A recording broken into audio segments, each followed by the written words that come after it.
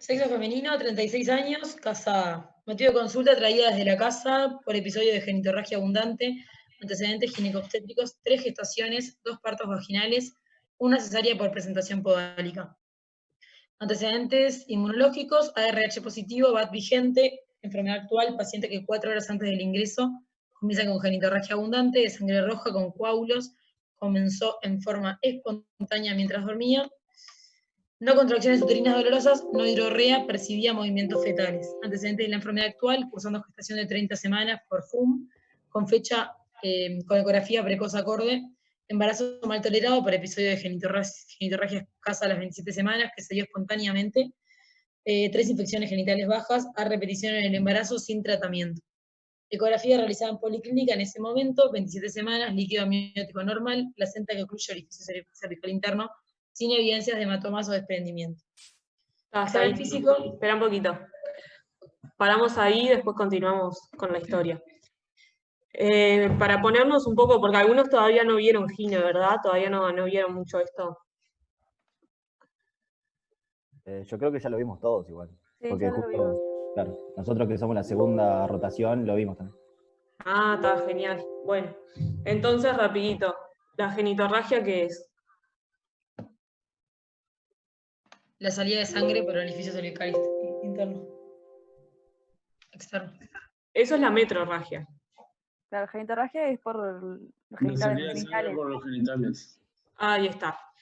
Es la salida de sangre por los genitales, que cuando ponemos un espéculo y objetivamos la salida de sangre por el orificio cervical externo, ahí podemos decir que estamos frente a una metrorragia. Ahí está. Y después que tenemos una metrorragia, ¿qué vamos a hacer? Ver si la paciente Clasificarla está si es verídica o no productiva verídica. o no. ¿Qué dijeron? Perdón que no escuché mucho. Saber si es gravídica o no. Según Ahí la edad. está. En este caso es gravídica y lo van a dividir en qué. De la primera Para mitad a pensar la de segunda mitad. Ay, segunda mitad. Ahí va, perfecto. Segunda mitad, ¿qué causas de genitorragia hay? Placenta previa y desprendimiento prematuro de placenta no muy sedata. Y una más falta. Rotura uterina. ¿Rotura uterina? Ahí va, la rotura uterina. Bien. Y en este caso, ¿por qué sospecharían? ¿Qué sospechan y por qué de estas tres? Una placenta previa, porque se le hizo una eco y se vio que estaba ocluyendo el orificio cervical interno. Ahí va. Pero antes de eso vieron que clínicamente ya hay unas características del sangrado que les pueden Que dar se una idea que presenta puede ser. mientras dormía, el tipo de sangre. Sí, sangre roja, rutilante. Ahí va. ¿Y qué otra característica? Hay como un... Sí. Ahí está el coso gris. No sé si tenés la cámara. Sí, yo sé.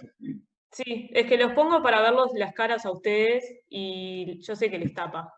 Esperen, pasa que me gusta ver, a ver si tienen cara de que están entendiendo o cara de que estoy hablando en chino. Esperen que lo arreglo.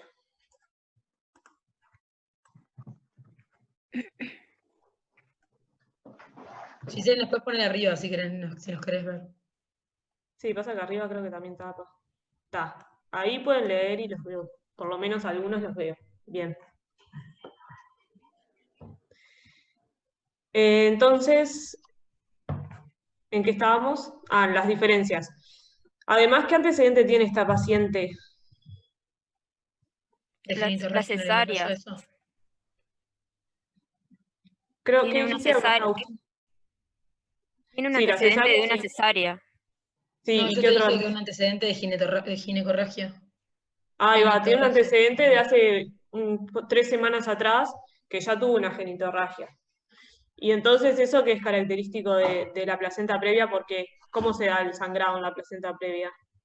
Era Va tipo lo aumentando de en varios gota, episodios. mancha, chorro, que va aumentando progresivamente. Ahí está, gota, mancha, chorro. Entonces seguro que a las 27 semanas tuvo esa genitorragia escasa, o sea, gota. Ahora ya estamos más en mancha o chorro. ¿Está? Y Porque seguramente vaya a volver a sangrar. Claro, ahí está. Va aumentando, cada episodio de sangrado aumenta la gravedad. Bien. Y además, bien, esas son las características de la placenta previa. ¿Y el DPPNI qué tiene distinto? ¿La sangre cómo es? Es oscura, con Es escasa. coágulos. Tiene, Ahí va, No tiene representa contracciones uterinas también. ahí va, tiene un aumento Acompaña del de tono dolor. uterino, esa sangre amarronada, escasa, y la repercusión fetal y materna, ¿cómo es? No es lo mismo lo que sangra con la repercusión que tiene la madre. Ahí va, el DPPNI tiene poco sangrado y mucha repercusión, y en cambio en la placenta previa van a ver, si hay repercusión, hay mucho sangrado. ¿Tá? Es acorde, digamos, el sangrado con la repercusión. Bien. Entonces, después que vimos que tenemos un sangrado, una metrorragia, y tenemos el diagnóstico, por lo menos presuntivo, clínicamente, podemos pensar que tiene una placenta previa. Más allá de hacerle la ecografía, ¿qué vamos a hacer rápidamente con ese sangrado? ¿Qué tenemos que ver? La repercusión que tiene. Ahí va. La repercusión, que pueden ver las repercusiones hemodinámicas y hematimétricas. ¿Tá? Las hemodinámicas va a ser ver si esta paciente está en shock o no. ¿Tá? Y las hematimétricas es la caída de la hemoglobina en el hemograma. ¿Tá? Bueno, entonces ahora seguí con el examen físico, a ver si vemos si tiene alguna repercusión hemodinámica. Voy. Lúcida, agitada, sudorosa, responde al interrogatorio. Piel y mucosas, hipocoloreada, frialdad cutánea, mamas, modificaciones gravídicas, cardiovascular, ritmo regular, 110 ciclos por minuto, ruidos bien golpeados, silencios libres, pulso periférico débil, presión arterial 75-50 milímetros de mercurio, el europulmonar 22 RPM, relleno capilar 3 segundos, MAP bilateral, presente bilateral, estertores secos difusos. Abdomen, altura uterina acorde a la gestacional, tono uterino normal, no se constatan contracciones uterinas, se palpan partes fetales, presentación cefálica, latidos fetales aumentados con doptone. Examen genital, vulva y vagina sin particularidades, abundante sangre en la camilla con coágulos, tracto vaginal, se extraen abundantes coágulos de vagina, cuello posterior, 3 centímetros de longitud, orificio cervical externo cerrado, presentación cefálica por encima de primer plano, signo de acolchonamiento. Se realiza el diagnóstico positivo de placenta previa que ha determinado shock hipovolémico. Se inician medidas de sostén hemodinámico, se solicita para clínica y se traslada a bloque quirúrgico para realizar cesárea. ¿Bajás un poco ahí, profe? Se coloca catéter de arteria pulmonar para calcular... ¿Qué era ICE? Ah, el índice cardíaco. Y se extrae muestra de sangre venosa mixta para... no me acuerdo... SO2. Saturación venosa de oxígeno y presión venosa de oxígeno. Y presión venosa de oxígeno, índice cardíaco 1,57 litros por minuto por metro cuadrado, saturación venosa de oxígeno 55% y presión, ¿qué era la P, perdón? Dije recién. Presión venosa. La presión venosa de oxígeno 30 milímetros de mercurio. Está. Bueno, y después tenemos la paraclínica del hemograma, la gasometría y un ionograma ahí acotado, pero bueno, un ionograma. Bien. Entonces, ¿qué les parece de la clínica sobre la repercusión hemodinámica de esta paciente? ¿Qué les parece? Que tiene un shock Ahí está. ¿Y por qué? ¿Qué es el shock? Vamos a empezar por ahí.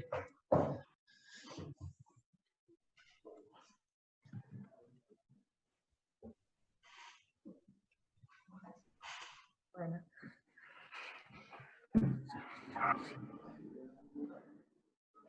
¿A qué le llamarían shock? Porque ustedes me están diciendo que está en shock, pero ¿cómo saben?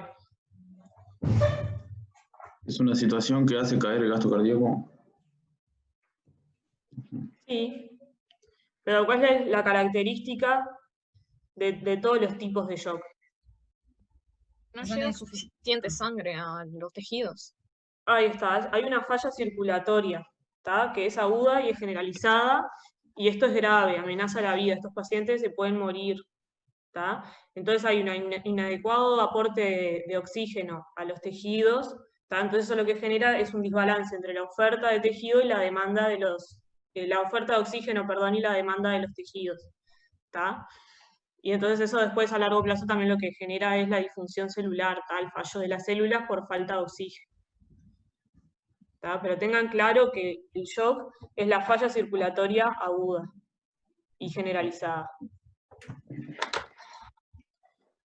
Y entonces, para diagnosticarlo, ¿en qué se fijan?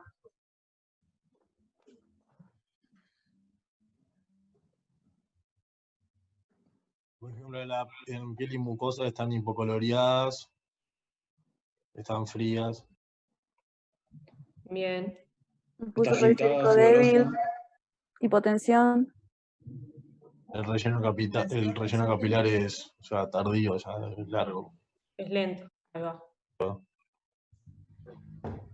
Bien. Entonces, para diagnosticarlo clínicamente, tenemos 3 pilares que nos vamos a fijar, ¿tá? Que es la piel, que lo que nos podemos fijar ahí, como dijeron bien, es la frialdad periférica, el pulso fino, el relleno capilar lento, puede haber cianosis periférica, pueden haber livideces también, que las livideces es como que la piel se ve como moteada y como más oscura, ¿tá? Y se ve principalmente en las rodillas, que es donde más se notan las livideces. ¿Tá? Y esas son las cosas que nos vamos a ir a fijar en lo que es piel. Después en lo neurológico también pueden tener depresión de conciencia o agitación psicomotriz. ¿Tá? Puede estar en cualquiera de los dos extremos, digamos, ¿tá? Que eso varía según el paciente. ¿Tá? Y después lo otro que van a ver en lo renal, que el paciente les puede relatar o pueden ver si le ponen una sonda, es la disminución de la diuresis. Entonces, clínicamente van a tener esos 3 pilares al diagnóstico de shock. Después, en lo hemodinámico, se pueden fijar la presión arterial, que menor a qué tiene que ser para pensar en shock.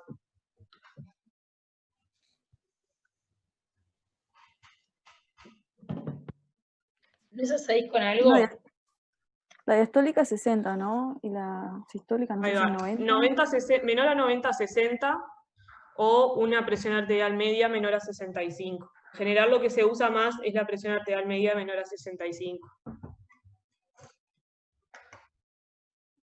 ¿Tá? Aunque los pacientes, por ejemplo, si un hipertenso puede estar en shock y tener una PA normal, ¿tá? Entonces, que tengan una PA normal no quiere decir, no descarta el shock. Igual pueden estar en shock con una PA normal. ¿Tá? Por eso siempre se tienen que fijar todos los demás elementos clínicos que hablamos recién. ¿Tá?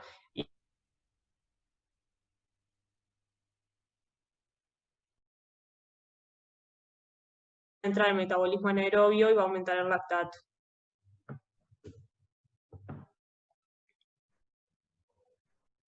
¿Quedó claro eso? Sí. ¿Aumenta el metabolismo anaerobio? O sea, ¿aumenta el lactato? ¿Por qué? Porque vos tenés un estado vos tenés alterada la circulación, entonces al estar alterada la circulación llega menos oxígeno a las células y al no haber oxígeno va a entrar el metabolismo Sí, anaerobio. tiene que alterar el metabolismo, claro. ¿Tá? Y en este caso vieron que hay varios tipos de shock, ¿no? ¿Cuáles son? Cardiogénico, séptico. No sé si hipovolémico es distinto a cardiogénico, la verdad que siempre me mezclo.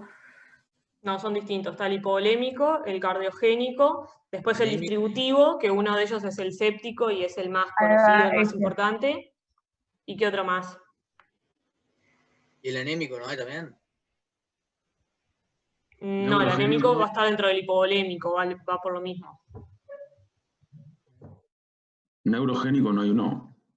Sí, el anafiláctico. Ahí Creo que ese va. es el que vos te referís. ¿Está? Ahí está. Y en este caso, ¿qué tipo de shock les parece que tiene? Hipovolémico dijimos. ¿Hipovolémico? Ahí va, hipovolémico. ¿Por qué? Porque tiene repercusión hemodinámica. Está pálida. Porque tuvo una pérdida sanguínea grande también. Ahí va, por la pérdida sanguínea que le generó hipovolemia. Ahí está, bien. ¿Y por qué el shock hipovolémico causa... ¿Por qué la hipovolemia causa shock? Perdón. Porque, no sé, estoy tirando fruta, ¿verdad? Pero porque disminuye el gasto cardíaco, entonces hay un problema de la distribución del flujo, porque hay menos sangre, me imagino. No sé. Ahí está, al haber un menor contenido sanguíneo dentro de los vasos, Entonces cae la precarga cardíaca, que es la tensión del ventrículo al momento de la eyección, cae la precarga, y eso es uno de los principales determinantes del gasto cardíaco. Cae la precarga, disminuye el volumen de eyección sistólico, y eso es lo que genera la caída del gasto. ¿Saben cómo se calcula el gasto cardíaco o cuáles son sus determinantes? La frecuencia cardíaca por la presión, puede ser. El volumen de eyección. Por el volumen de eyección sistólico, ahí está. Y a su vez el volumen de eyección sistólico está determinado por la precarga, la poscarga y el inotropismo. ¿Está? En este caso, como está disminuida la precarga, porque hay hipovolemia, entonces eso es lo que les va a generar la caída del volumen de eyección sistólico. Y por eso, como a modo de compensación, la paciente va a aumentar la frecuencia cardíaca para que al tener un menor volumen, bombear más rápido para poder satisfacer un poco más las demandas. Por eso está con una taquicardia de 110. ¿Está? Bien. Una pregunta, profe. Sí, decime. Que esté agitada y sudorosa, ¿no? ¿Es por el aumento del tono simpático? Sí. No. Porque trata de causar, aumenta el tono simpático para generar vasoconstricción y así que el lecho vascular se adapte a ese volumen disminuido. Y ahí aumenta la resistencia, entonces, ¿o no?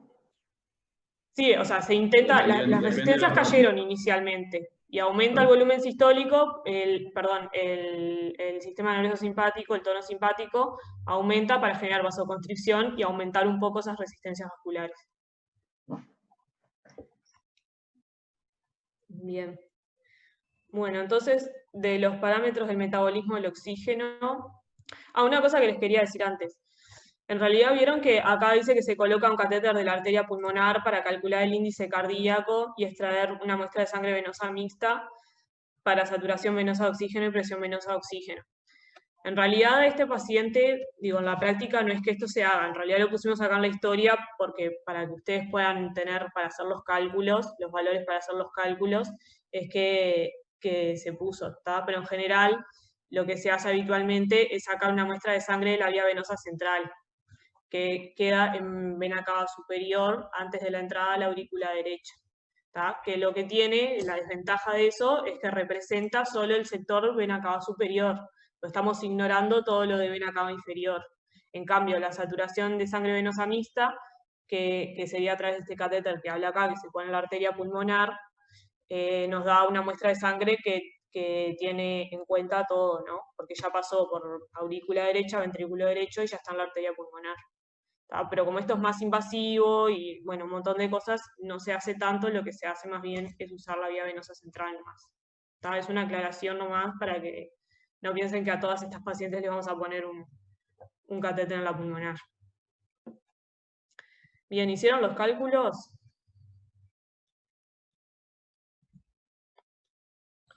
Sí. ¿Qué les dio el contenido arterial de oxígeno? ¿Cómo lo calcularon y qué les dio? Es hemoglobina, ¿no? La concentración de hemoglobina por 1,34 por la saturación de oxígeno sobre 100. Eso se le suma la presión arterial de oxígeno por 0,003, era, ¿no? Ahí está, perfecto. ¿Y qué te dio? Y eso nos dio 9,81 miligramos de decilitro, que en esta paciente se encuentra disminuido. Bien, ¿y por qué está disminuido? Y puede ser por la genitorragia que presentaba la paciente, ¿no? Por la disminución de la hemoglobina. Ahí está. También. Por la disminución de la hemoglobina. Que como ven en la cuenta es uno mismo de la ecuación se desprende que es uno de los principales determinantes del contenido arterial de oxígeno. Entonces en este caso, como cayó la hemoglobina en esta anemia aguda, por eso está disminuido el contenido arterial de oxígeno. ¿Tá? Después el contenido venoso de oxígeno se calcula igual, pero cambiando la saturación venosa de oxígeno y la PCO2. ¿Y cuánto les dio? Ese nos dio 5,4 miligramos de decilitro. Bien. Ahí está. que vieron que el contenido venoso de oxígeno en realidad depende mucho del arterial, por eso no tenemos un valor normal, sino que depende cómo esté en arteria, cómo va a estar en vena. Lo que más importa es sí calcular, que para eso nos sirve el contenido venoso, es para el consumo de oxígeno. ¿Tá? Que eso sí es el parámetro que más nos importa, no tanto cuánto es el contenido venoso, sino qué consumo de oxígeno hay. ¿Tá? La disponibilidad, ¿cómo la calcularon y cuánto les dio? La disponibilidad sistémica de oxígeno la calculamos, que es el índice cardíaco, por el contenido arteriolar de oxígeno por 10, y esa nos dio 154 mililitros minutos metros cuadrados. Bien, ¿y cuánto es lo normal? Normal es de 500 a 800. Ahí va, entonces está disminuido. ¿Y por qué te parece que está disminuido? Y Porque el gasto bajó muchísimo, ¿no? claro, tipo, por todo. Ahí está, por la disminución del... ¿Cómo? El contenido arterial de oxígeno también está disminuido. Ahí está. Por ambas cosas, por la disminución del índice cardíaco y del contenido arterial de oxígeno, es que está disminuida la disponibilidad. Bárbaro. Y después el consumo. Después el consumo sistemático de oxígeno, ese lo hicimos, que es el índice cardíaco, por el contenido arterial de oxígeno menos el contenido venoso, y eso se multiplica por 10, y eso nos dio 69,3 mililitros minuto metros cuadrados, perdón. Ahí va, ¿y cómo está? Y ese también está disminuido.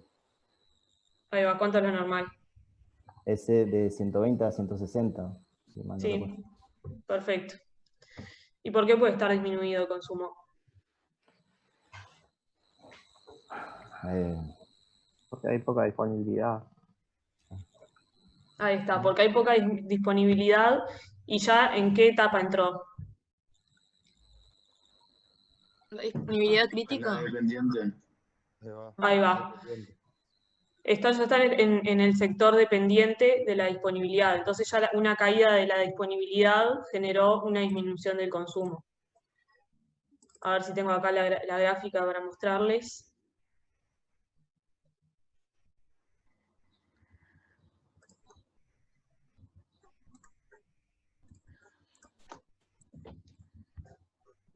Esta gráfica, ¿la ven ahí? Esperen que lo saco a ustedes. Ahí va. Ahí. Entonces acá lo que podemos ver es el consumo de oxígeno y la disponibilidad de oxígeno. Entonces tenemos este sector que está pintado en verde, en el que una disminución en la disponibilidad de oxígeno puede ser compensado con un aumento de la extracción y va a hacer que el consumo se mantenga siempre igual. ¿Tá? Y si aumenta la disponibilidad, entonces va a haber menor extracción y el consumo también siempre se va a mantener igual. Pero a partir de esta disponibilidad crítica, que es distinta para cada paciente en cada situación, va a ser que la disminución de la disponibilidad de oxígeno genera una caída del consumo porque ya llegó al punto en que la extracción es máxima, ya no da más, no puede extraer más, entonces ya llega a esta etapa donde es dependiente. ¿Tá? Y acá comienza el metabolismo anaeróbico con aumento del ácido láctico. ¿Quedó claro eso?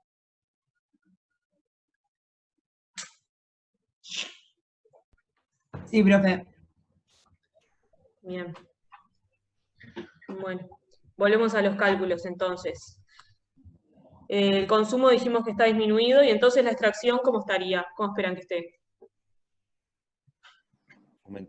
Aumentado. Ahí va, que ya estén en una extracción máxima, ¿verdad? ¿Y cuánto les dio? Esa nos dio, 0,45, que como se toma en porcentaje sería 45%. Ahí está. Mayor a 30 ya se considera aumentada y en este caso seguro que para esta paciente está en su extracción máxima, ¿tá? Y ya cayó en el sector dependiente de la disponibilidad. Bien. ¿Quedó claro eso? ¿Por cuál está disminuido y por qué? ¿Las que están aumentados por qué? ¿Todo eso? Sí. Bien, volvemos a la historia entonces.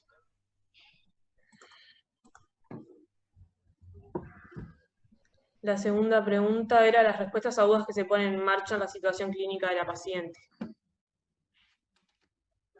¿Qué pusieron ahí?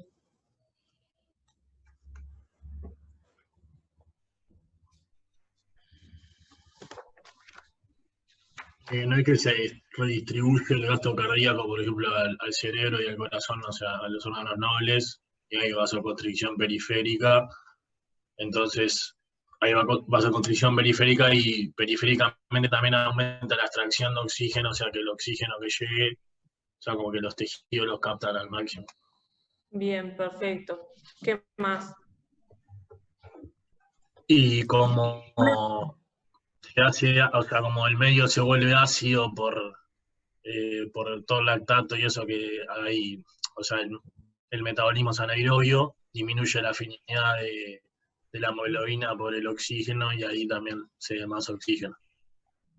Ahí está. Eso es por efecto Bohr, que aumenta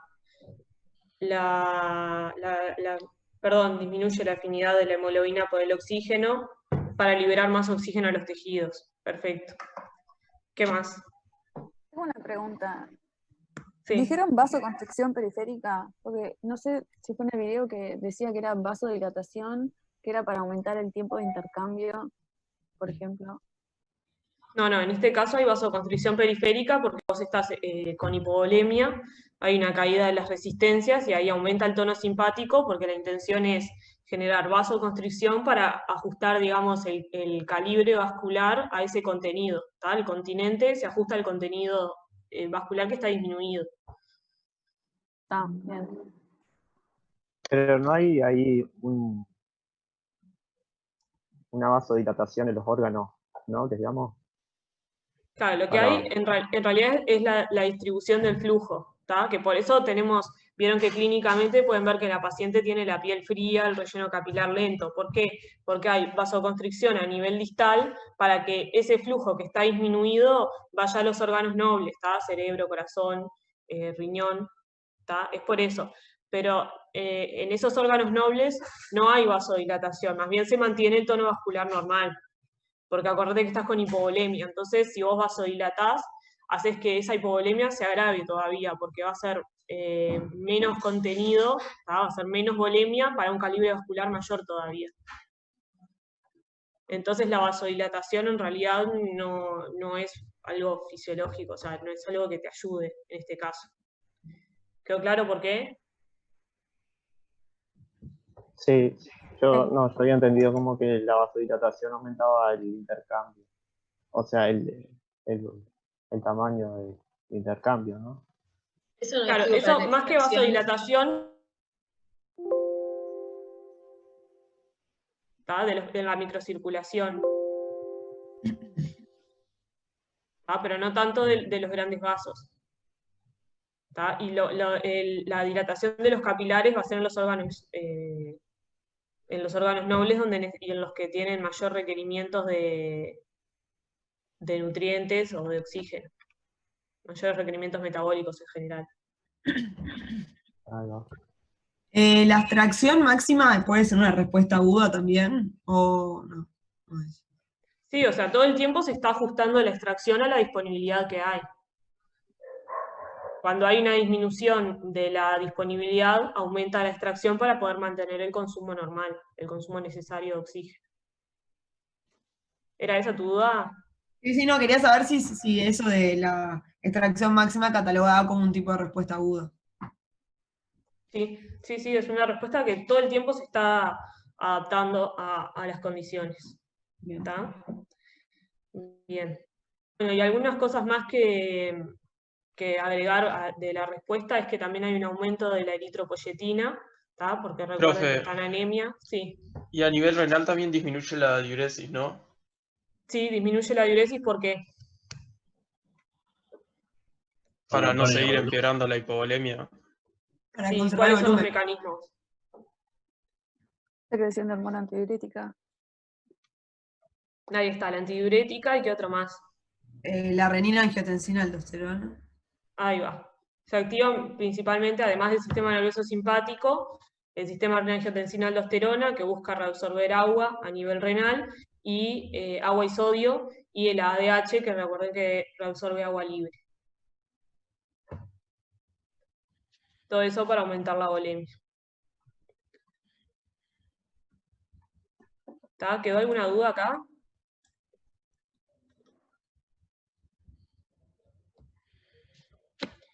La tercera pregunta.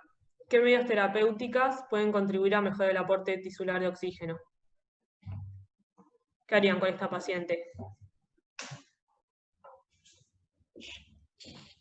La reposición de volumen.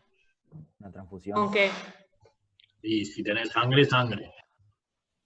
Ahí va. Si pasa una Inicialmente, transfusión, mientras se hace la clasificación del tipo y se consigue la te da sangre y suero todo, inicialmente vas a dar fluidos, ¿tá? Porque lo importante es aumentar el volumen intravascular, ¿tá? Y después sí, al conseguir sangre, mejor, ¿tá? Porque ahí que aumenta, además del volumen, que aumentamos. El hematocrito. Hemoglobina. Ahí va, aumentamos el hematocrito y por ende la hemoglobina, entonces vamos a tener una mayor capacidad de transporte de oxígeno, ¿tá? Y después, ¿qué otra cosa harían con esta paciente además de eso?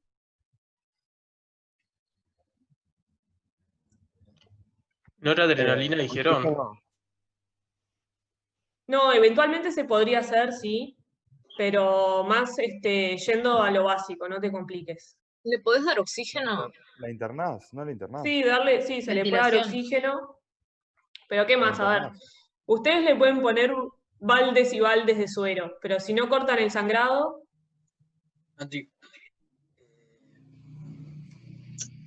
entonces lo primero que hay que, o sea, después de reponerla y estabilizarla, hay que tratar de cortar ese sangrado, cerrar la canilla, ¿no? Si no, seguimos perdiendo líquido por ahí, y por más que le demos aporte, sangre, suero, lo que venga, nunca lo vamos a solucionar. ¿Cómo se dice? ¿Coagulantes? Sí, pero no, coagulantes no le des eso. Pasa que en este caso ya la paciente no El le han parto. mandado. Sí, en este caso ya va cesárea. ¿Por qué? Porque ahí sacamos placenta, sacamos todo y evitamos, ya ahí cortamos la causa del sangrado. Esa sería la forma de cortar la causa del sangrado. ¿Tá? Mientras se va, entonces la paciente llega, vimos que tiene este sangrado, bueno, lo clasificamos, que es una metrorragia de la segunda mitad, todo eso, y después lo que hacemos es empezar a reponerla con suero. En cuanto venga sangre, ya la empezamos a transfundir, porque tiene criterios de transfusión, y vamos coordinando la cesárea para sacar el feto, sacar la placenta, y ahí cortar el sangrado. ¿Está? Y ahí vamos a Profe, la pregunta, sí. La intubación orotraqueal sería solo si empeora, ¿no? Sí, en este caso, ¿cómo estaba ella? No me acuerdo. Decía que estaba lúcida en el examen físico. Ahí va, estaba lúcida. Y la PO2 es de 150. Ah, pero acá ya estaba con oxígeno. La habrán intubado, capaz, sí. Ah, claro, sí. El suero que le hace es fisiológico, ¿no? Cuando es shock hipovolémico. Sí. Después también se puede reponer con lactato RIG.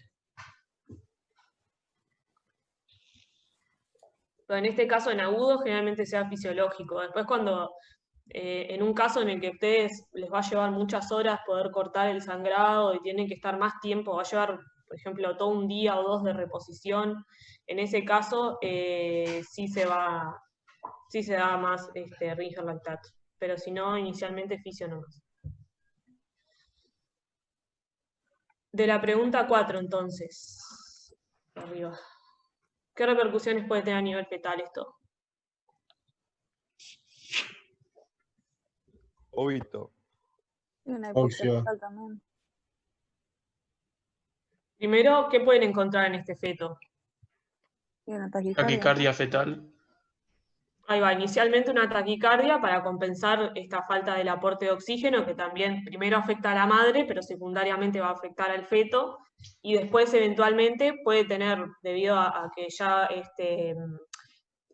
tiene al máximo todos los mecanismos de compensación, llega a un punto en el que no son suficientes, entonces entra en bradicardia, ¿tá? Con hipoxia fetal aguda, y eso puede llevar a la muerte. ¿Tá? Y después de lo neonatal, las complicaciones neonatales, ¿cuál puede ser?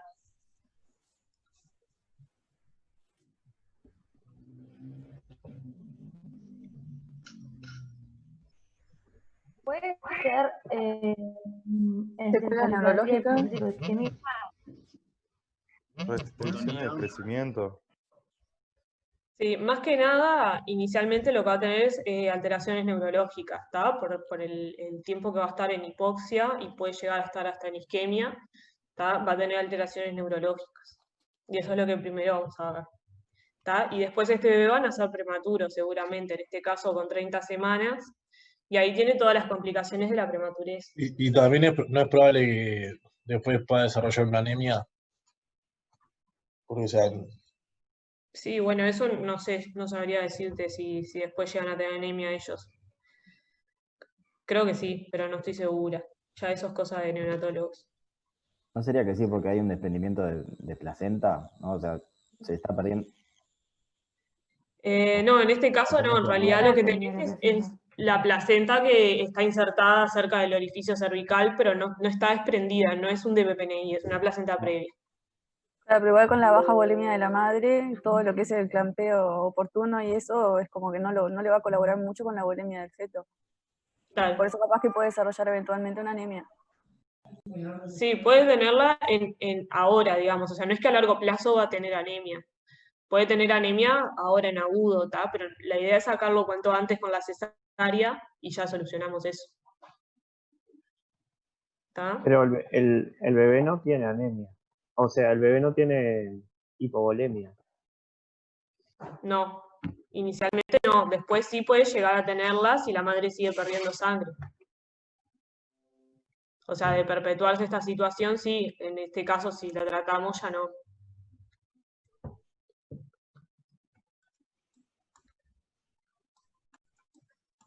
¿Está? ¿Queda alguna duda más de eso?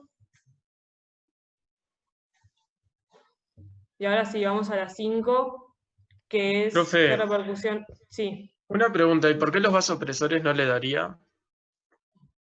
Se pueden dar vasopresores, pero yo lo que no quería era que ustedes se metieran en cosas que se estaban complicando más, y yo lo que quería era que pensaran en que había que cortar la causa del sangrado. Sí se dan Ah, ok, vasopresores. claro. En el shock sí se dan. ¿Está?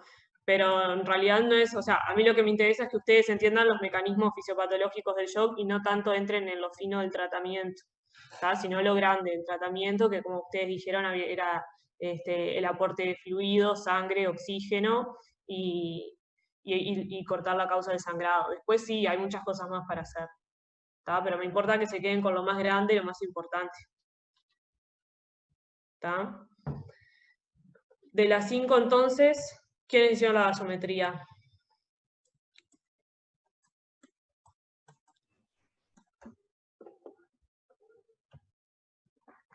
Nosotros hicimos la gasometría. Ahí va. ¿Y del intercambio gaseoso qué analizaron? Del intercambio gaseoso calculamos el PAFI porque vimos que estaba intubada, era de 0,4 la FIO2 y nos dio 375 porque está disminuida, entonces decimos que tiene una insuficiencia respiratoria tipo 1. Bien. Y no tiene hipercapnia tampoco. Bien.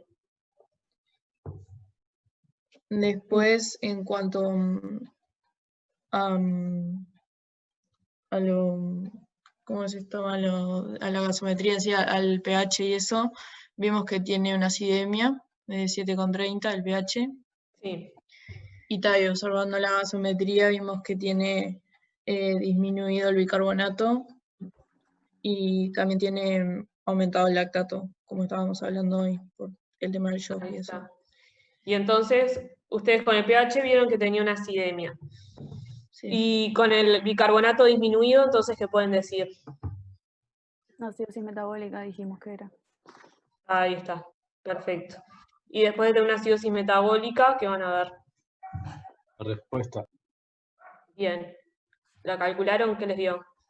Sí, nos dio 33,5 y está disminuida. Y en este caso tiene 30, ¿no? Está adecuado. Sí, eso lo podemos considerar como adecuada. Recuerden que tiene un más o menos, un margen de error en los valores Ah, eso te de la queríamos PCO. preguntar, si el margen ese de cuánto era para saber si estaba bien o no. Y más menos 5, porque vieron que la PCO normal es 40 más menos 5, y acá también pueden considerar más menos 5. Ah, está, entonces adecuada. Porque habíamos dicho como que no. No, en este caso sí pueden considerarla como adecuada. Y después, ¿qué más hicieron? Calculamos el anion gap por las Bien. dudas. Y nos dio un 25. Está aumentado. Ahí va. ¿Cuánto era lo normal para refrescar? 12 más menos 4. Bien. Y entonces, ¿cuál les parece, con este anion gap, cuál les parece el ácido que se está acumulando? El ácido láctico. Ahí está.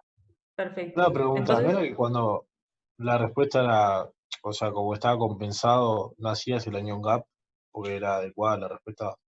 no, el anion gap se hace siempre, sea adecuada o inadecuada, porque lo que nos ayuda el anion gap es a saber si es una acidosis normoclorémica o hiperclorémica, ¿tá? Para ver la etiología de la acidosis. Entonces siempre lo vamos a hacer.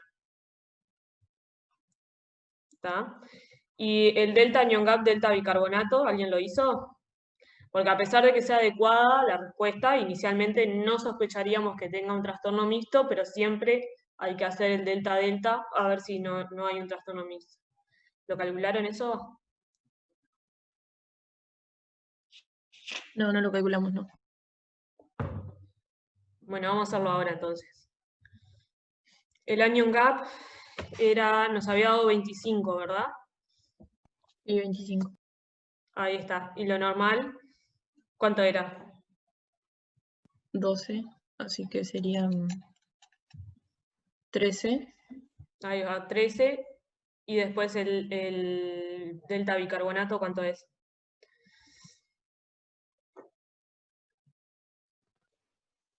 ¿40? ¿30?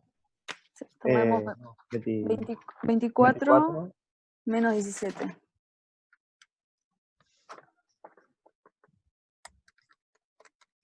$2,6. ¿2,6 qué?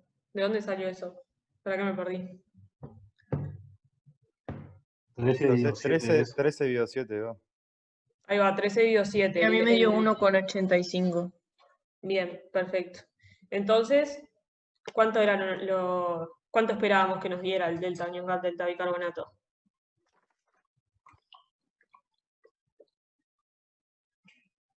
¿1 no era? Ahí va. Nos dio mayor a 1, así que, ¿qué podemos pensar? ¿Cuáles eran las dos posibilidades cuando el anion gap nos da mayor a 1? Tenemos un trastorno mixto, ¿no? Eso estamos de acuerdo. Que si el anion gap no nos dio 1, es un trastorno mixto. Cuando es mayor a 1, había dos posibles trastornos. ¿Se acuerdan cuáles eran? Era una alcalosis metabólica o sea, en este caso es acidosis metabólica con anion gap aumentado más una acidosis respiratoria crónica. Bien, puede ser. Entonces, o sea, nosotros tenemos nuestra acidosis metabólica con anion gap aumentado, que ya la caracterizamos, digamos, y ahora hicimos el delta-delta y nos dio mayor a 1. Entonces, las dos opciones que podemos tener de trastorno acompañante a esta acidosis metabólica puede ser una alcalosis metabólica o una acidosis respiratoria crónica. En esta paciente, ¿cuál les parece que puede ser de las dos? Por la clínica, les pregunto. ¿Alcalosis cómo era que dijiste? ¿Alcalosis? Alcalosis metabólica o acidosis respiratoria crónica. Crónico nada, ¿no? Porque en este caso, ¿por qué tendría Ahí está, aparentemente es una paciente joven, sana, no plantearíamos, no parece tener un EPOC o alguna patología que le dé una acidosis respiratoria crónica. Entonces, en este caso, nos inclinaríamos más por la alcalosis metabólica. ¿Y qué tiene esta paciente que puede ser una causa de alcalosis metabólica?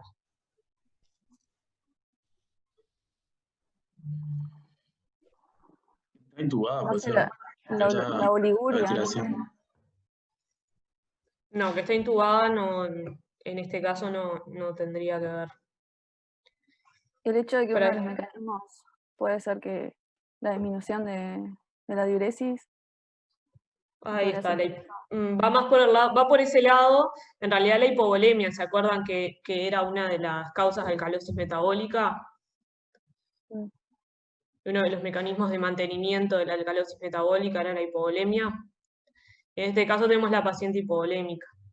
Así que probablemente sea por eso que tiene una alcalosis metabólica coexistiendo con la acidosis metabólica que vimos recién. ¿Está? ¿Quedó claro la gasometría eso? Sí. Bien. Seguimos entonces. A ver, acá. ¿Quién lee acá la segunda parte? Lea. Dale. Dada la situación clínica, se decide realizar cesárea de emergencia. Cirugía sin complicaciones. Ingresa a unidad de cuidados intensivos. Dada la buena evolución y la extubación rápida, se otorga alta a sala y luego a domicilio. Al día 10 del puerperio, consulta en emergencia por sensación febril y chuchos de frío de 36 horas de evolución, constatándose temperatura bucal de 39 grados, frialdad periférica y cianosis. Concomitantemente, intenso dolor en hipogastrio, aumento de loquios fétidos. Examen físico, tendencia al sueño, PA de 70/50, cardiovascular, ruidos de 120 ciclos por minuto. ¿Qué era RBG? Ruidos bien golpeados. Ruidos bien golpeados. Ruidos bien Y golpeados. RR es ritmo regular. No dije. Pleura pulmonar, sucrepitantes, difusos bilaterales, polimneas, 30 ruidos por minuto.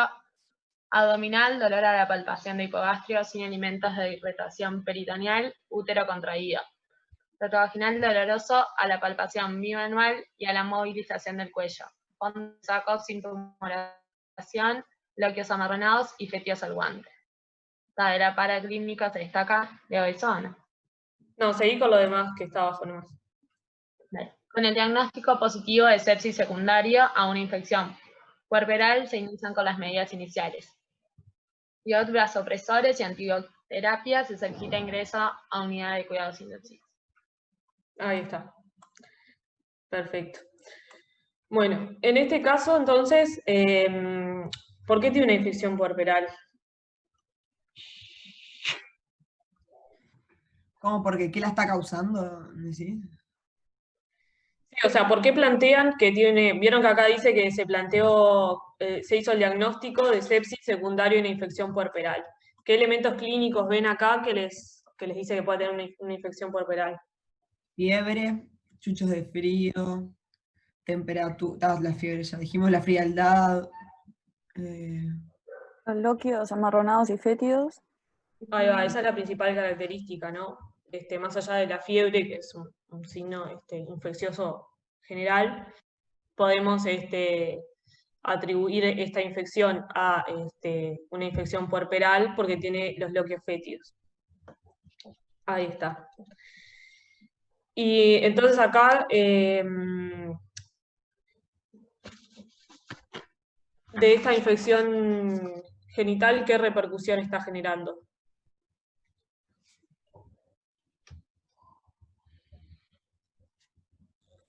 Una sepsis.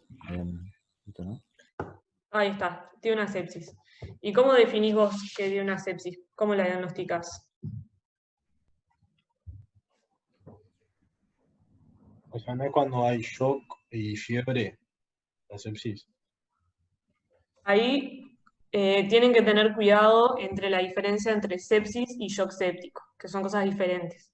¿Tá? La sepsis se puede diagnosticar por una infección, ¿tá? Cualquiera sea, más un puntaje mayor a 2, mayor o igual a 2, en el SOFA. ¿Conocen lo que es el SOFA?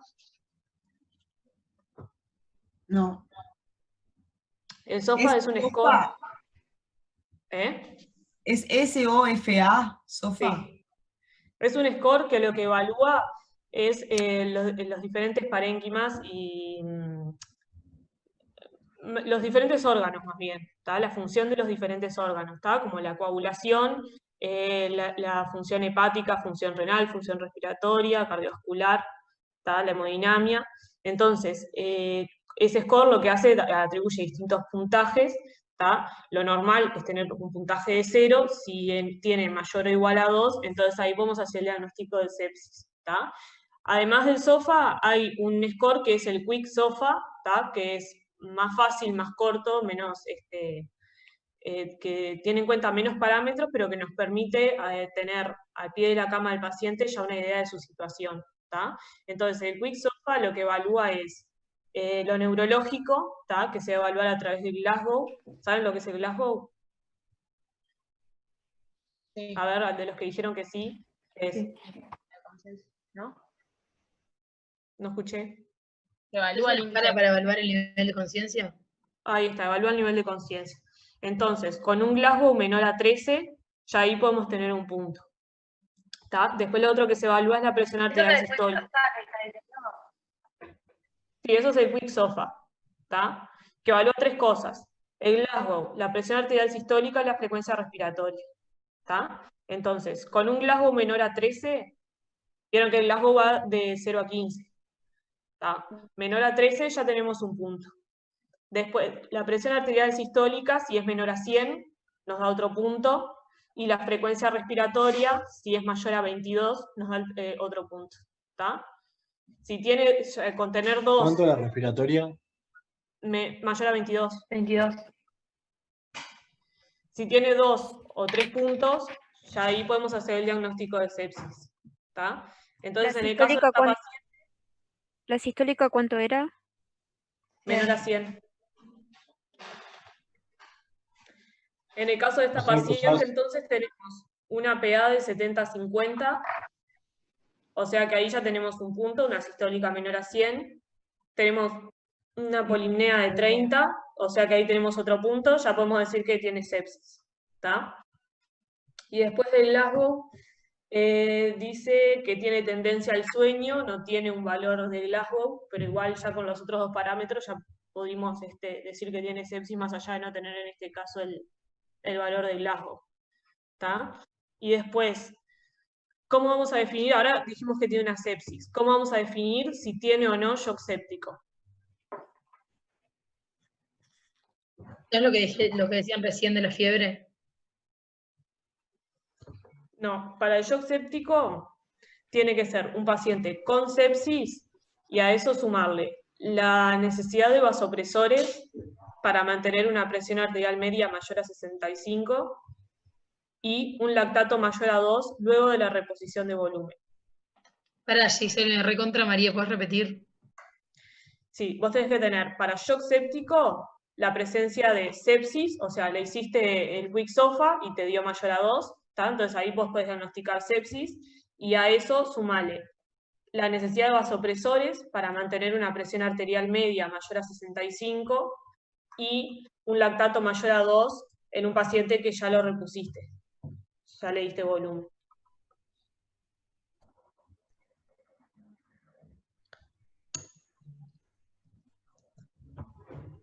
¿El lactato mayor a cuánto era? A 2.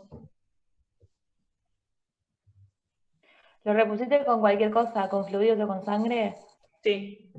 Generalmente se tiene en cuenta con fluidos más que con sangre. Porque estos pacientes que vienen chocados, o sea, cuando vienen así sépticos para hacer el diagnóstico, le damos fluidos y si no mejora el lactato, ya ahí hacemos el diagnóstico. La sangre siempre demora un poco más.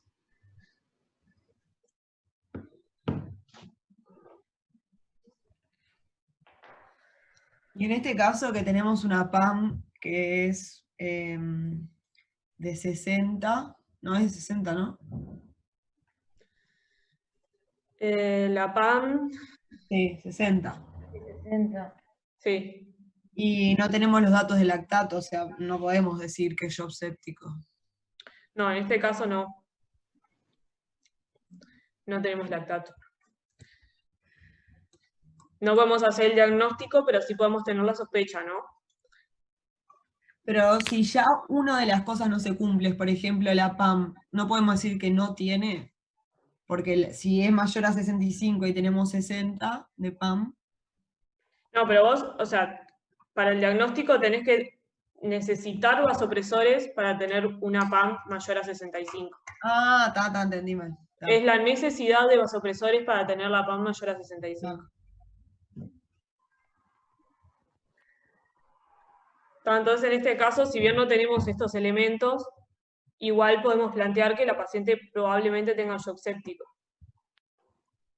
Si bien no tenemos lactato y no sabemos si se le dieron vasopresores o no, porque no lo dice, pero tiene los elementos clínicos que habíamos hablado de shock. Acá, mami. Tiene... Dice que le dan vasopresores igual después. Después dice después. de los valores. Para que me la perdí. Ahí va, ahí le dieron vasopresores. Está, lo que no nos da es un valor de PAM posterior a los vasopresores.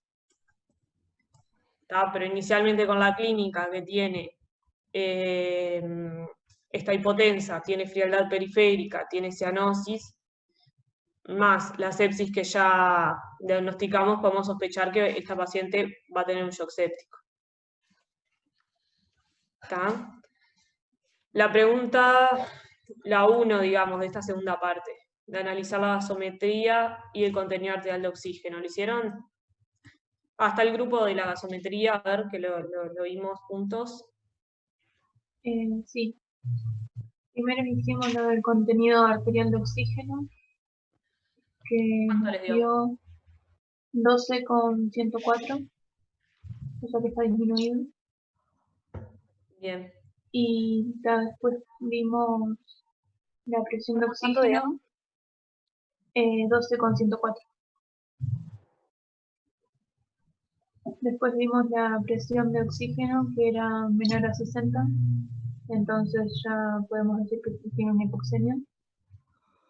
De tipo 1, porque la presión de CO2 es menor a 45, 44 creo que tenía, sí, 44. Ahí va, con la hipoxemia entonces ustedes definieron que tiene una insuficiencia respiratoria, ¿no? Claro, sí. Ahí va. Y ahí la clasificaron en tipo 1. Sí. ¿Y qué más? Y después vimos los valores de la gasometría. El pH está disminuido, o sea que tendría una acidemia. Por el bicarbonato, que también está disminuido, sería metabólica. Con una respuesta inadecuada. Ahí va. Contarle a los demás cómo calcularon la respuesta. Era con la... Hicimos 1,5 por el bicarbonato, que era 14, y a eso se le suma 8 y nos dio 29, y vemos que es inadecuada la respuesta, entonces sospechamos un trastorno mixto. Con la CO2 esperada para el bicarbonato. Y pensamos que es una acidosis respiratoria, el otro trastorno que tiene, por una disminución de la PCO2 por hipoventilación y por shunt, que se podría plantear. Y lo que hicimos luego es, como tiene una acidosis láctica... Pará.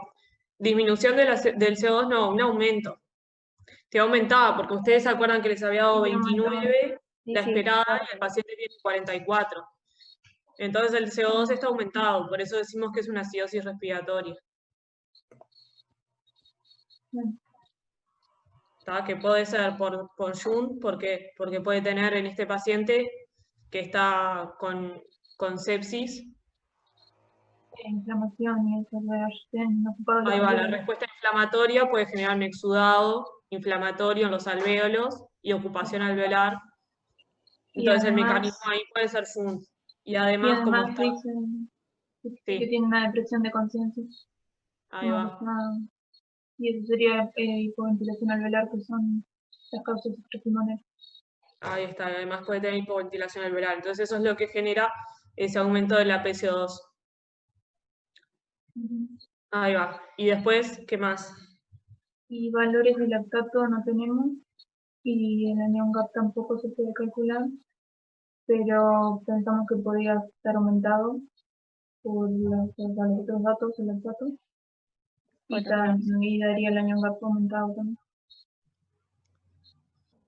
Ahí está, porque dijimos que en el shock, ¿qué pasa? Volviendo a la definición del shock, ¿qué era? No llega suficiente sangre a los tejidos. Falla circulatoria. Entonces, Ahí está, era una no llega insuficiencia circulatoria que hace que no llegue que la sangre que llegue a los tejidos sea insuficiente. Entonces eso lo que genera es hipoxia tisular. Y entonces los tejidos, al no tener oxígeno, van por el metabolismo anaeróbico y eso es lo que genera el aumento de la producción de lactato. ¿Está? ¿Les quedó claro la gasometría? ¿Alguna duda de eso? O sea, si tuviéramos para hacer delta, acá sería mayor a 1. No. Porque en realidad el delta mayor a 1 te hablaría de una acidosis respiratoria crónica, en este caso es aguda.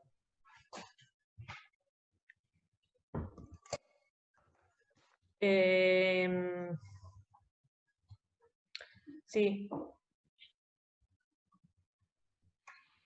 No sé, tendría que calcularlo el delta, digo, tendríamos que tener el dato para calcularlo y poder decir con seguridad. Así sin tener el ionograma y eso no podemos hacer ningún cálculo. Lo que podemos es tipo aproximar o estimar lo que esperaríamos y lo que nos parecería que por la clínica podemos encontrar.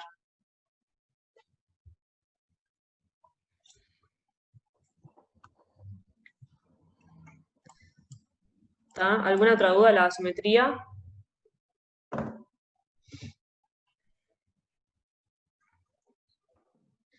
De las siguientes preguntas, entonces, esas dos podemos hacerlas medias juntas igual. Bueno, el shock séptico, vieron que tenemos alteraciones tanto en la macrohemodinamia como en la microcirculación. ¿Saben cuáles son las alteraciones de la macrohemodinamia que hay en el shock séptico?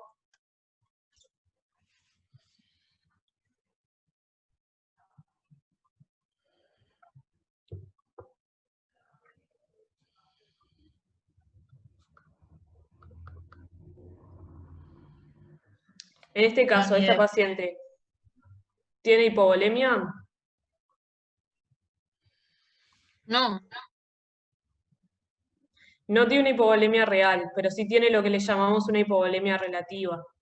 ¿Qué es la hipovolemia relativa? Que debido a la inflamación hay una vasodilatación, entonces aumenta el continente y hace que la volemia que tenía el paciente a los efectos, digamos, de la perfusión tisular termine siendo como una hipovolemia. ¿Está? Por esa vasodilatación. ¿Es por eso que la presión está baja? Por eso tiene hipotensión, ahí está. Porque tiene una vasodilatación y una caída de las resistencias vasculares. ¿Está? Entonces tenemos lo que Sí. Sí. Tiene una hipovolemia relativa en el caso de este paciente. ¿Está? Porque no es una pérdida sanguínea, o sea, no es una hipovolemia real, sino que es una hipovolemia generada por la vasodilatación, ¿tá? Que se da por este estado inflamatorio exacerbado, en el que genera una vasodilatación y un aumento de lo que sería el continente, que hace que el contenido arterial termine resultando como una hipovolemia relativa.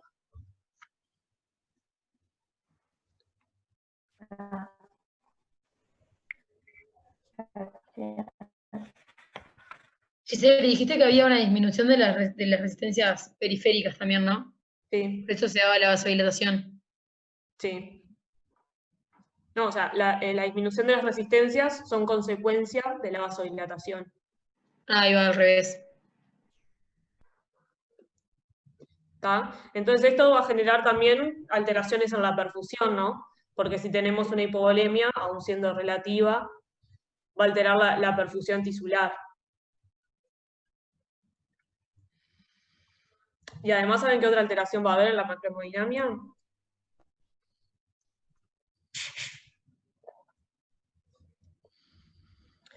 La función de bomba del corazón, ¿cómo va a estar? Disminuida. No va a Ok. estar no va a estar aumentada. Bueno, eso depende un poco de Porque la si está en presentación clínica y del estadio en el que esté, la etapa del shock en la que esté el paciente. Porque si ¿Tá? está hipovolémico no le va a pasar lo mismo que el caso anterior. O sea, el corazón va a tender a aumentar la frecuencia cardíaca para tipo pero el volumen minuto es menor. O sea, tipo, eyecta Claro, o sea, menos porque hay menos sangre para eyectar también. La respuesta inicial, Pero el la cuerpo respuesta piensa que está en inicial, hipovolemia. claro. Entonces el corazón va a La querer responder hipovolemia no así. es real, es relativa, o sea, cantidad de Claro. sangre tenemos.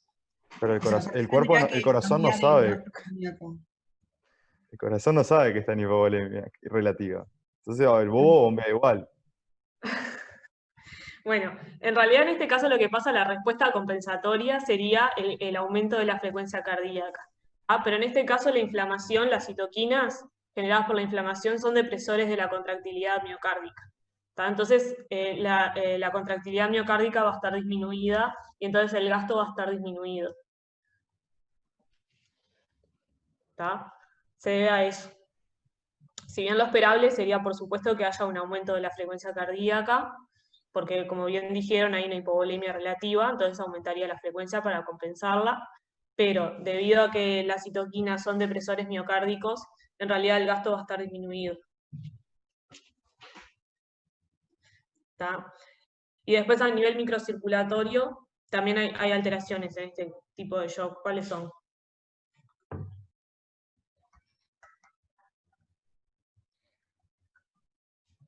¿A qué nivel dijiste? ¿A nivel circulatorio?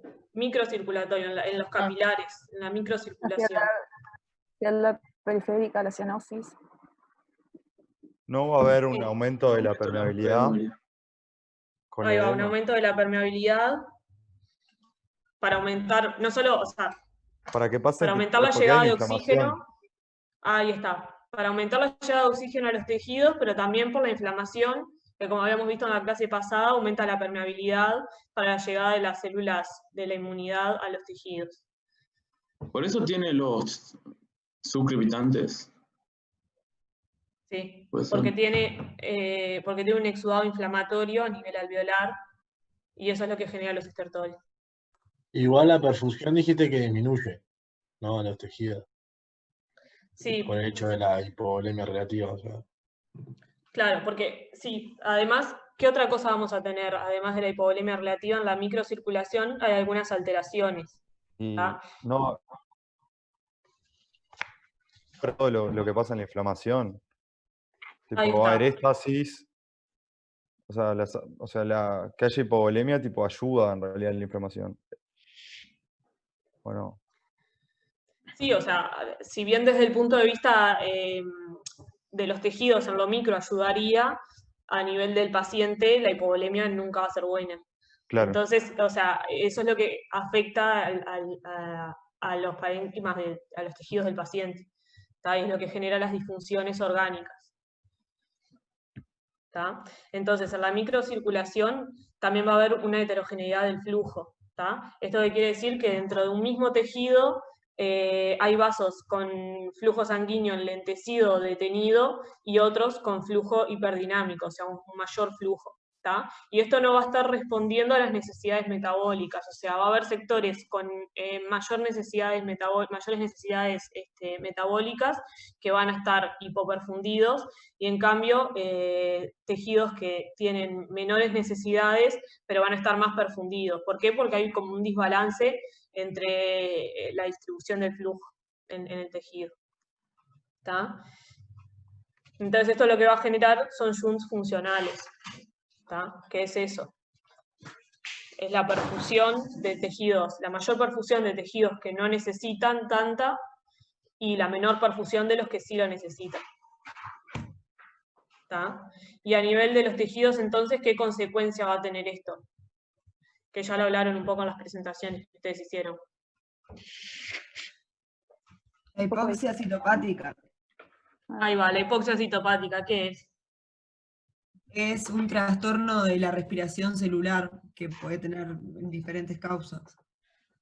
Ahí va, en este caso hay una disfunción mitocondrial por la inadecuada llegada de oxígeno, que entonces eso es lo que genera la hipoxia. ¿Está? ¿Y cuál es el principal mecanismo de esta disfunción mitocondrial, saben? Lo de las especies reactivas del oxígeno y nitrógeno. Ahí está, perfecto. Como hay un desbalance en el estado redox de la célula, que es lo que genera el daño en las mitocondrias. ¿Está? Y entonces, en base a todo esto que hablamos, la saturación venosa de oxígeno y el contenido venoso de oxígeno, ¿cómo van a estar?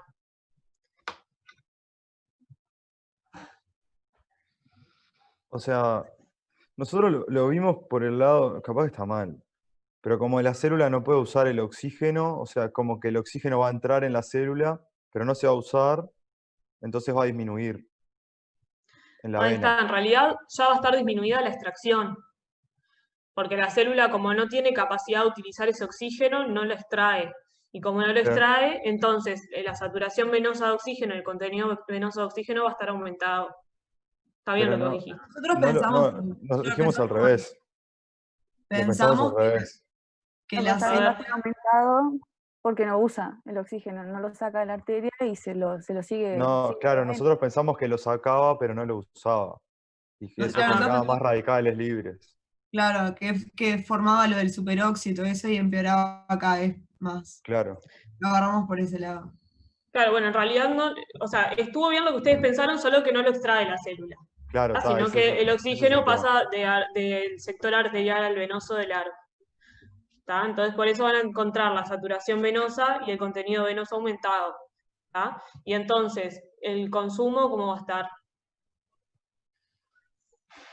Disminuido. Ahí está. Perfecto, va a estar disminuido porque tenemos dañadas las mitocondrias. ¿Tá? Y después, ¿y la disponibilidad cómo estaría en esta situación? O sea, está disminuida porque la saturación está disminuida en sí. Ahí está. Pues la saturación de 2 está disminuida. Entonces la disponibilidad estaría disminuida. Perfecto. ¿Está? ¿Te puedo ¿Quedó hacer una claro? pregunta, Sí, Giselle? decime. De la saturación y el CO2, dijimos que estaban aumentados. Entendí cualquier cosa. Sí, la saturación venosa de oxígeno está aumentada. Porque como están dañadas las mitocondrias en los tejidos, no están extrayendo el oxígeno de la sangre, entonces a nivel venoso te lo vas a encontrar aumentado.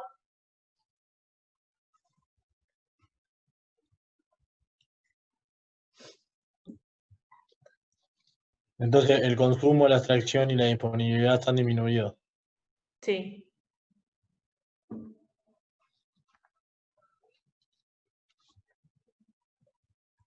¿Quedó claro? ¿Alguna duda? Yo tengo una duda en realidad. Me está como costando razonar el hecho de que yo entendía que la extracción aumentaba según la necesidad de la célula, ¿no? Y en este Sí. caso tenemos una célula que no puede producir ATP, entonces, ¿no estaría aumentando la necesidad de la célula? Como agarrar más oxígeno para intentar formar ese ATP. No entiendo por qué no aumentaría la extracción si la célula está precisando. La célula en realidad estaría precisando oxígeno si funcionaran las mitocondrias. Pero en Claro, este pero como caso no las mitocondrias están dañadas, entonces por eso no extrae oxígeno. Yo pensé que los traía igual, porque en realidad es la célula en sí, es la mitocondria lo que no funciona. Pensé que los traía igual. No, en este caso no por eso, porque la mitocondria no está funcionando. Bien. Pará, y la mitocondria no funciona entonces porque estamos en shock séptico que causa esas alteraciones de la microcirculación. Sí, y más que nada porque tenés esa inflamación exacerbada que genera daño mitocondrial. Ahí va, gracias. O Ok, sea, una el duda. punto de partida es ese.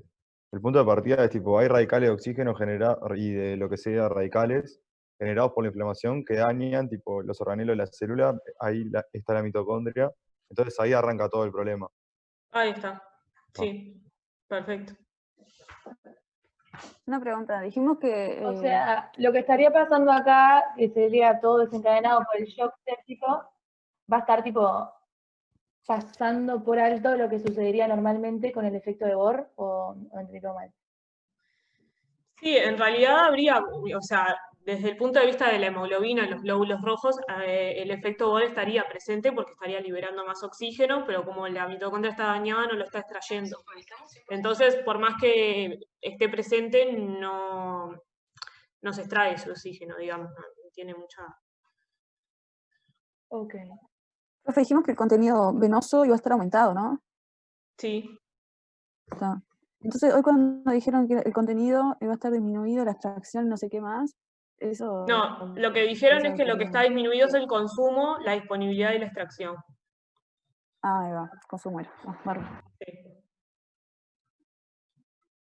Y el contenido entonces está aumentado por lo mismo que dijimos, que era tipo que los tejidos no extraen el O2 y y queda en la sangre venosa. Sí.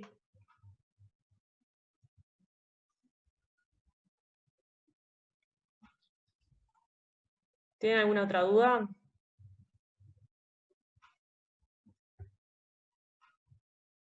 Bueno. Les dejo, pues ya estamos menos pasados de hora. Después les subo al modo las preguntas, ¿está? Vayan, entren y háganlas. Si contestan, las discutimos, ¿está? Pero contesten.